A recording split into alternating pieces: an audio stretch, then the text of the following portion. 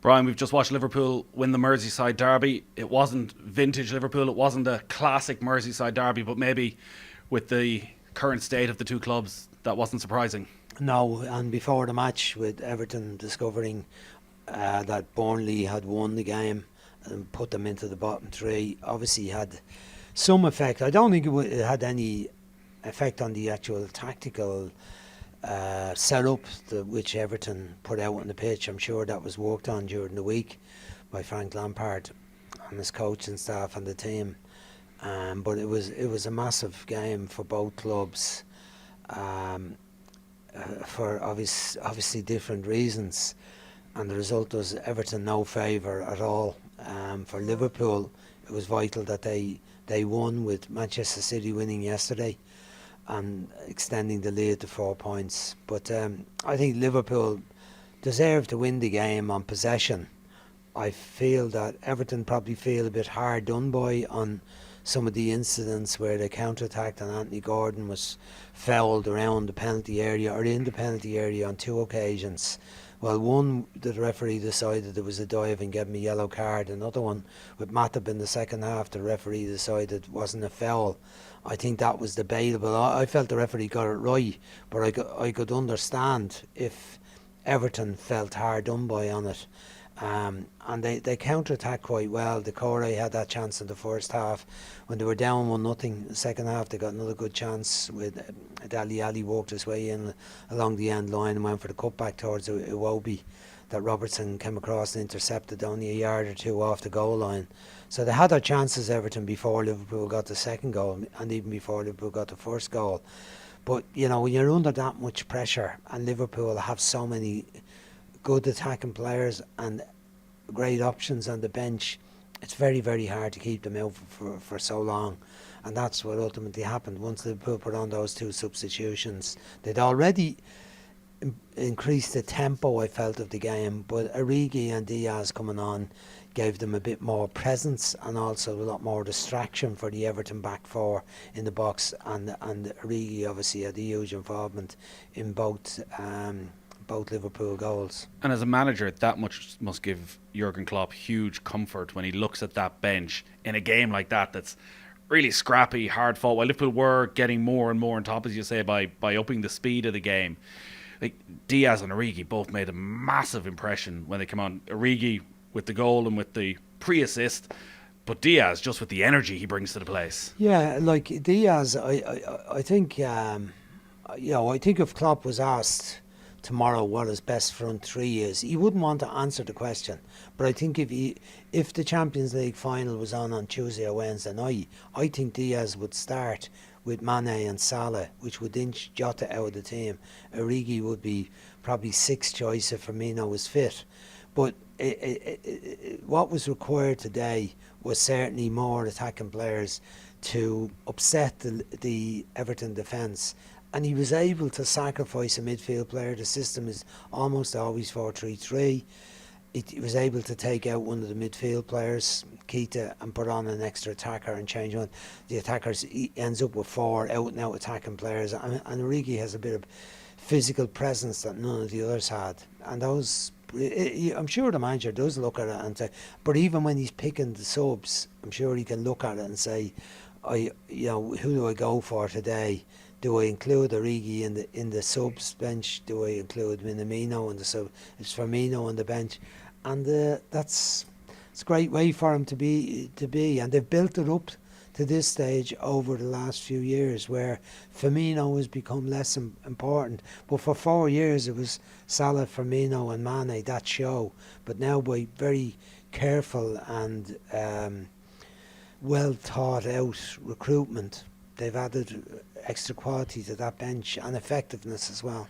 I'm sure you'd seen some of Luis Diaz over recent years from covering Champions League, Europa League, European football. He's surprised by how well he has done so quickly.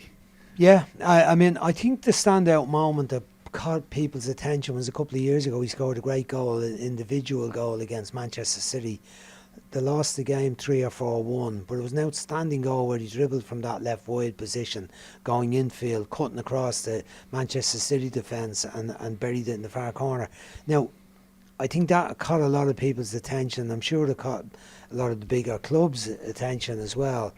Obviously, Liverpool had carefully monitored his progress and waited on the time to pounce and make an offer that Porto were willing to accept. As we know, clubs generally say it's hard to buy good players in the January window, but Liverpool have managed it, and he was a big signing. And he looks like the prototype Klopp signing in that he has the energy that you need to play in that Liverpool front three, but the piece of control that he did, I know it's a little bit of showboating as the ball comes through the air, but it's showboating at 1-0 in the Merseyside derby. That's right. I think he's a prototype, as you said, which the first requirement is honesty in terms of work rate. I think that's, you see it with Jota, who was the last one of those that came in, and they're the same in that the first thing you say about they work terrible hard. They're prepared to chase and sacrifice themselves for the team. They're not waiting on the ball to come to them. They go and run to look to get the ball. The first thing they do is try to stop the opposition playing, and then when they have the ball, they can do things with it. They can come up with moments of magic. They can beat men. They're fast. I think his impact has been surprisingly good coming mid-season into a team where so much is expected, where you've got to do it from the off, and every game's a high pressure game because they're chasing all these trophies. So it's a little bit surprising, but again, you have to compliment Liverpool's recruitment process and the people that are involved in it, and I'm sure it's Klopp that makes the final, gives the final nod and says yes, I'll have him, and he's been a fantastic signing for them. Another clean sheet at home as well for Liverpool, the best home record in the Premier League. Andy Robertson, under a bit of pressure at the start of the season. Tsimikas came in, was getting opportunities, was taking them, and some Liverpool supporters, I think, were looking at that left back spot and thinking, well, maybe that bit of freshness is a good thing. Like, Jurgen Klopp again has got the perfect response, the perfect scenario where he can trust Tsimikas to come in, but also it seems to have brought Andy Robertson onto another level. Yeah, I think the pressure hasn't done him any harm, knowing that you're not an automatic choice. It should never be the way at a club as big as Liverpool. Tsimikas has looked like a good replacement for him. Not quite as good, I would say. I doubt if he'd have the consistency of performance that Robertson's produced over the last 5 or 6 seasons that he's been there. Played all 38 league games last year. He's almost always available, always fit. But has he ever made a bigger contribution than he did to a difficult game today? I'm not sure he has. Getting a goal when you've all those great attacking players on the pitch, and he's the one that makes the breakthrough, be in the right place, the right time to score that goal. He's created so many goals for Liverpool with delivery, his crossing from the left-hand side. But that was a massive goal today, and his clearance back deep in his own 6-yard box was also a vital moment. So it's a massive contribution. And Liverpool, they have those players now. You know, they can rely on the goalkeeper to make the saves in the 1v1s when so many teams get players through free on goal. It looks like a moment where you're saying, oh, big trouble here. Alisson comes out and spreads that big frame. Centre backs come up with goals or big tackles. You know, all over the pitch. Fabinho has added goals to his game, as well as being the holding player, essential to a team like Liverpool, where there's so much emphasis on attacking full backs getting into forward positions. And they're in great form, but equally Manchester City were outstanding yesterday. They just swabbed off Watford so easily yesterday. It was it was almost boring in the way they beat Watford yesterday. They were brilliant, some brilliant football, brilliant goals. It seems sort of pointless as well trying to predict what's going to happen over the next month in all the competitions. Yeah, for sure. We wouldn't be surprised if they end up with Manchester City and Liverpool against each other, the Champions League final, although they both have big challenges. Villarreal don't look like a team of the standing of Real Madrid, Manchester City and Liverpool, but they've been such a brilliantly effective knockout team over the last couple of seasons under Emery that you can't rule them out of beating Liverpool. I don't know where it's going to go, but I think what we can look forward to is drama to the last game of the season this year involving these teams, Manchester City and Liverpool, and whether that comes right down to Champions League final in the end, so be it. Whether it's just down to the last league game of the season, maybe it'll be that one.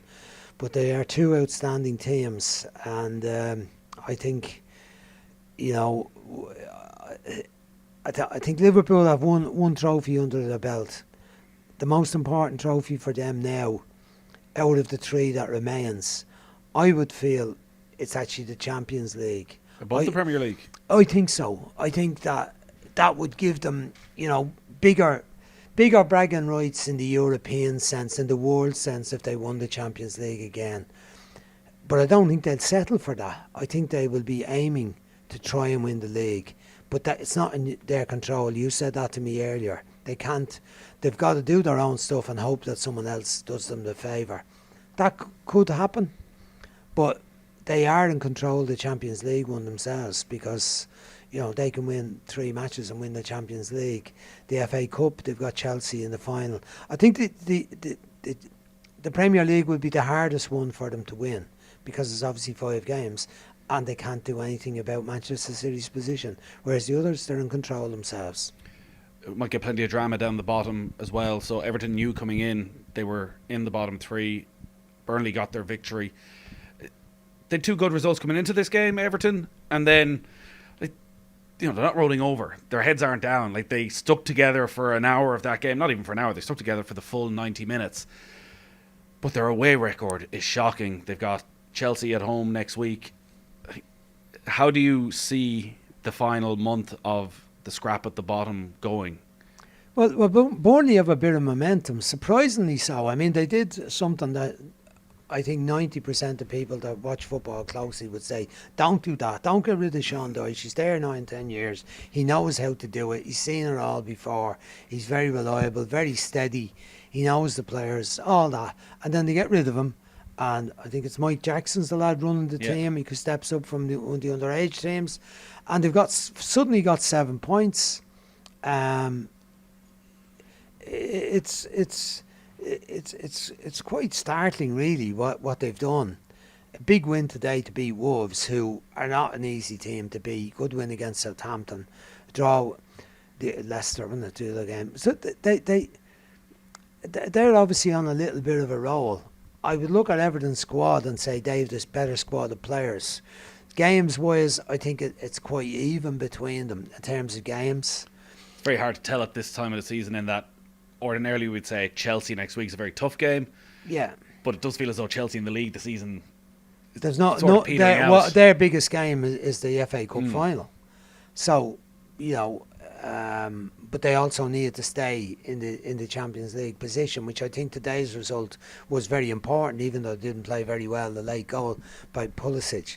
So yeah, you would look at that, but the other game next to then they've got Watford and Leicester away, mid-table teams. They've got Palace away as well, who are another mid-table team. Arsenal in the last game is a massive game. So I think they've got the players to do it. They've got one match in hand. Can Burnley sustain what they're doing? It's hard to know, but certainly their players will have confidence in what's been going on recently, and they are resilient defensively, and they're back to that. And Nathan Collins with Tarkowski have played very well in recent games. They have a good goalkeeper with Pope. You wouldn't say the same about Everton. They've got a good goalkeeper in Pickford, but the centre-back partnership hasn't been reliable. Today, the defensive setup looked solid, but that was because there was so much protection for the back four until late in the game. So it's very finely balanced. Everton could well go down. And then that sort of slow bike race as it is for the top 4 between Arsenal, Spurs, and it feels just between Arsenal and Spurs at this stage. I don't know if you saw Arsenal, Manchester United, and your general thoughts. I did, yeah. And also your just general thoughts on what's gone on at Manchester United over the last 48 hours with the appointment of Erik ten Hag, the comments from Ralph Rangnick where he basically criticised the club from top to bottom. Paul Scholes saying that Jesse Lingard had been telling him off the record that the dressing room was a mess. Well, look, just first on the Arsenal Spurs one, I think Arsenal have got themselves into a position where I think it's flown with them. They've had 2 big wins this week. Great win over Manchester United yesterday, Chelsea during the week. Having lost 3 or 4 games in a row, I think, prior to that. Spurs had been going very well, won 4 in a row. Saw them last week. They didn't play well at all against Brighton. They were beaten fair and square without having a shot at goal, which is hard to believe because they've been averaging nearly 4 goals a game in the 4 games prior to that. And then yesterday again, they failed to have a shot at goal again. How does that happen?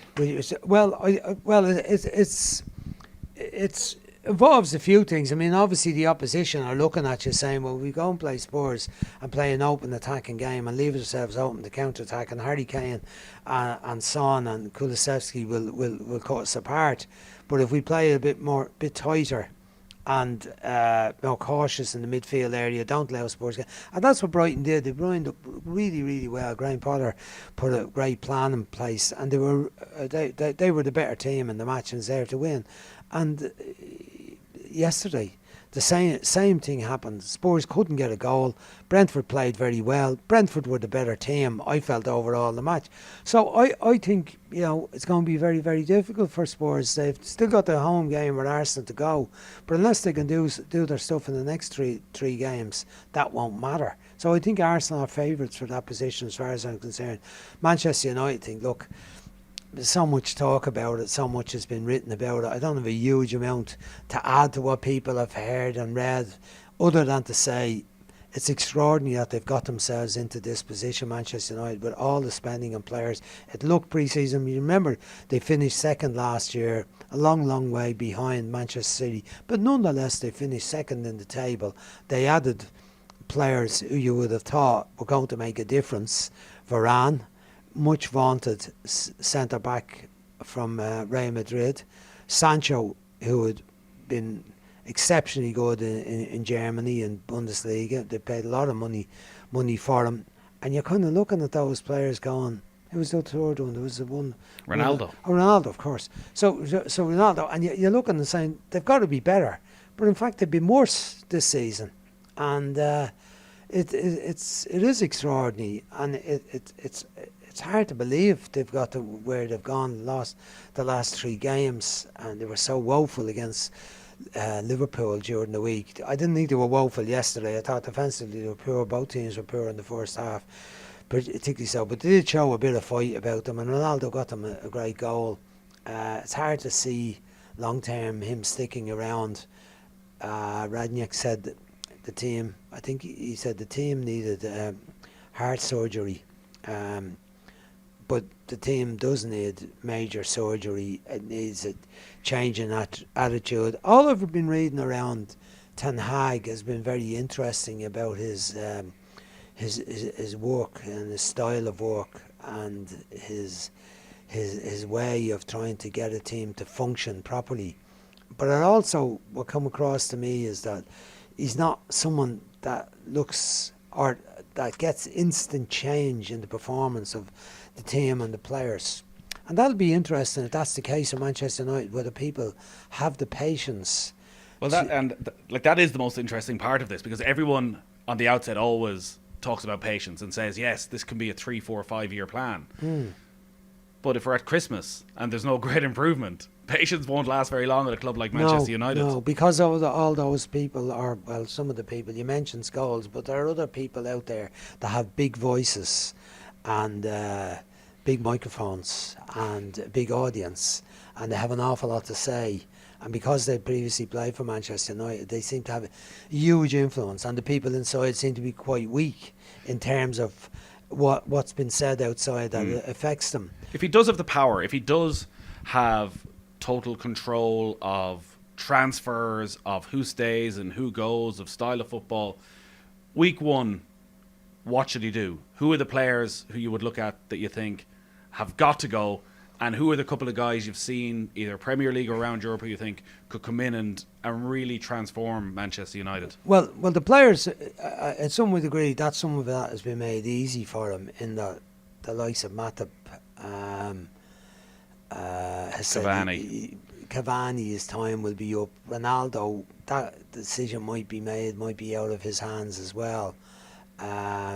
Phil Jones would be another one. Lingard would be another one. Possibly Bali, I think, as well, who's another one. So there could be, I've always looked at their squad in the last few years and said they've a very deep squad of players. The problem has been there's not much difference between a lot of them, and that they've been only adequate when they played. And the areas of the team that need to improve, you'd say bar the goalkeeper, who's had a very, very good season. Nearly every area of the team needs to improve. You could say Ronaldo has been a brilliant goal scorer, but he's not going to stay around and not going to play him just as a goal scorer. Now, suddenly they need a goal scorer. Well, it looked like, at one stage they were quite well off. It looked like Rashford, Greenwood, Cavani, and Ronaldo when he came in, and Martial when they had him, that they were all right there. And there's a fair chance that, well, there's a possibility that none of those five will be even at the club next season. That's right. Well, I don't think they should dispense with Rashford. I've seen some people saying, some experienced commentators saying Rashford hasn't done anything in the last couple of seasons, it's time to go. I don't believe that. I think he's still a very talented player.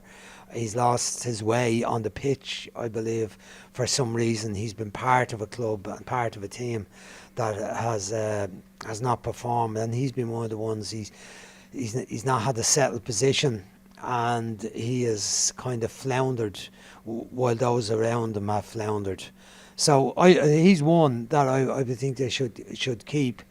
The other part of it, the midfield area, I mean, there's been times when Fred and McTominay have looked adequate, but only adequate, and I think they should be just squad players.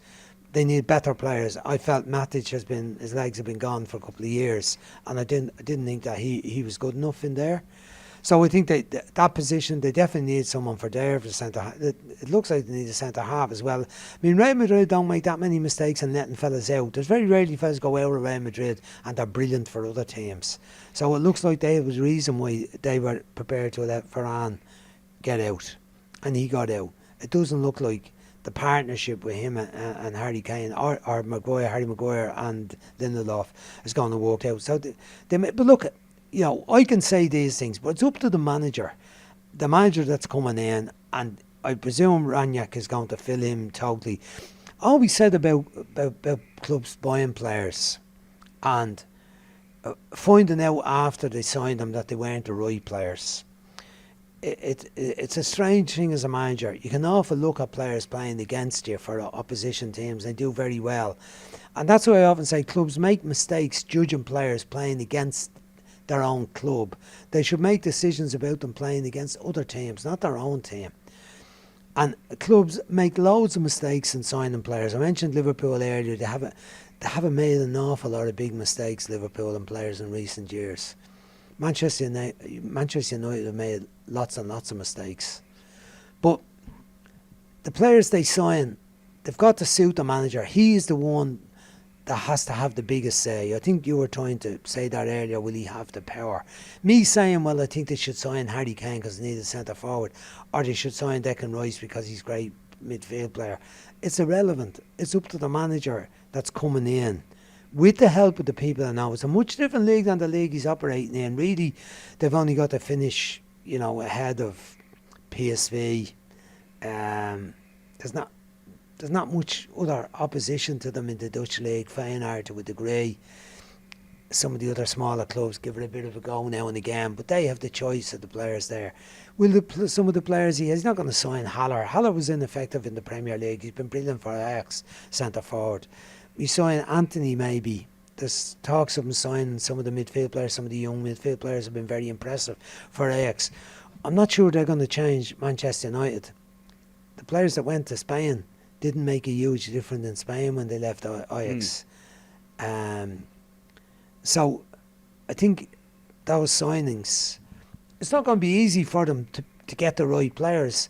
You look at, I think Antonio Conte had a better knowledge from his time in the Italian league, that those players in the Italian league more suited to the Premier League than players. There's been lots of failures from the Dutch league in the Premier League. I mean, remember Chris Hughton signed several players in the Dutch league that didn't do it for Brighton, and they scored gillions of goals. So, we saw with Davy Klaassen even going to Everton. He was another one of the Ajax players. Bergwijn. Sorry, Bergwijn hasn't done it. on a consistent basis. So it'll be a tricky one for the manager. I don't know who the players are. You know, you could say, yeah, sign Haaland, but that's an easy one. But then may not be able to say everyone wants to sign Haaland. Who has the money? Manchester City are in the favourites position.